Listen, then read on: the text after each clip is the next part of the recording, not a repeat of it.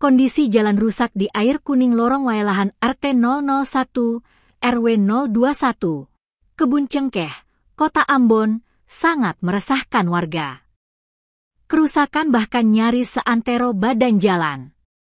Terdapat lubang dengan diameter 10 hingga 20 cm ini terpaksa dilalui masyarakat. Hasil pantauan tribunambon.com, Jumat, 12 September 2025, di lokasi jalan sudah berlubang dan tampak kerikil dan pecahan batu sudah terlepas. Mirisnya, kerusakan dengan kategori parah ini hingga kini tak tersentuh perbaikan. Pengakuan warga setempat, ada juga pengendara yang sempat jatuh. Pasalnya, jalan yang rusak ini berada pada area tanjakan, sehingga sangat menyulitkan pengendara. Para pengendara harus berhati-hati karena kondisi jalan berlubang dan terjal, sangat membahayakan. Ditambahkan, kondisi jalan makin rawan dilintasi saat musim hujan.